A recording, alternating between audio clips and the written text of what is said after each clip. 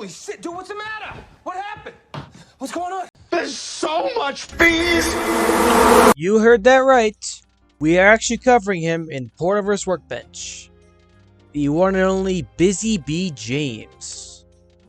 James appeared in this livery in one episode only, that being the green controller from the Hit era, and it basically never appeared again. Despite how little this livery appeared, a ton of merchandise was made for this. I absolutely loved it as a kid. I always found it very vibrant and cool looking. My nostalgia for Busy Bee James only skyrocketed when in 2020, Bachman announced they were making Busy Bee James in 00 scale. This coinciding with the then new Minecraft 1.15 update, which involved bees, only increased my hype even more. I was never able to obtain the Bachman model anywhere, but I did keep the livery in mind, that I would make or acquire a Busy Bee James model at some point. As time went on, I started properly uploading on this channel and grew my model fleet to where it is today. I even headcanoned James's bee livery as the outcome of a prank pulled on him in 1979, and that he keeps the livery until 1983. At one point, I was making my standard James model, and I pivoted from using the Bachman model to the N class. At the time of making the original James model, Rails of Sheffield had a few of these in stock for a very good price at the time, and so I bought one for James. And I really like this model a lot, it's very nice and well put together. So much so that after I finished my standard James, I decided to make a second James model, and so I ordered another N class from Rails of Sheffield. Once I received this new N class model in the mail, I set to work. And this is the process of making Busy Bee James.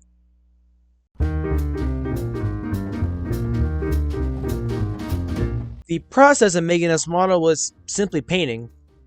I primed the whole body in my usual gray acrylic, and then planned out the yellow and black pattern. I wanted to have each section bold and variant, and not be super hard on the eyes. And I also wanted to have a few sections of alternating colors for the body and tender. I knew that I wanted to keep the cab all yellow, and I wanted to keep the sections as simple as possible. I started applying the yellow first. I painted each section, I wanted yellow in the acrylic paint, and once that dried, I turned to the black.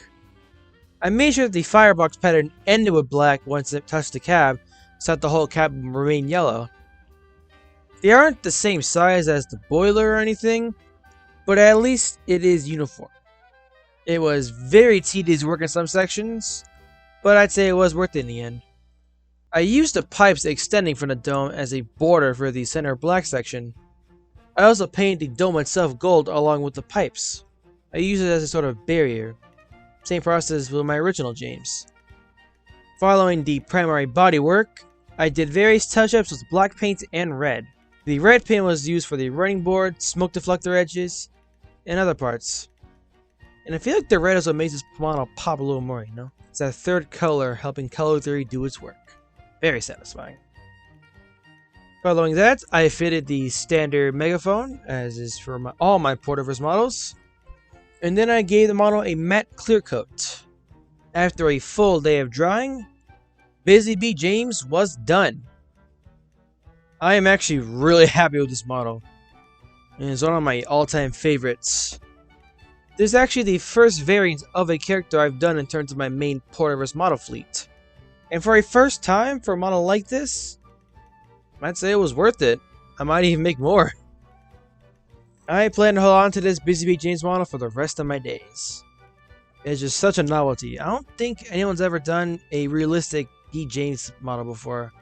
Somebody probably has by this point, but who knows. It's really good for Busy Bee James. One of the most unique in the collection. I suppose that while I'm here I should give some bench updates. Molly is still a non-runner, unfortunately. I'm looking to get her fixed, just haven't had any time to get it done. But I have done some tweaks to her paint job. I have now painted her dome gold, and I've given her a white number plate. I find this gives a little more pop and color to this model. Breaks out all the yellow everywhere. Edward took a nasty fall earlier this year during the motor remediation of my house, and has since been a non-runner. He's only a tender-driven model, so I don't think it'll be super hard to fix him, but I have yet to get him fixed. He still doesn't run, unfortunately. I've also got Toby in the works too. I managed to snag the Rapido train pack that came with the coaches for a very good deal. And he should be done by the time this video goes up. As I'm recording this, I'm like 90% done. I'll put a photo on screen if I'm actually fully done by the time I'm editing. And I'm also making Henrietta as well, and she'll be in the showcase with Toby. Can't have Toby without his coach wife, Henrietta, you know? Big plans ahead for the future. Thank you all very much for watching this episode of Porterverse Workbench, and I shall see you all same time next week.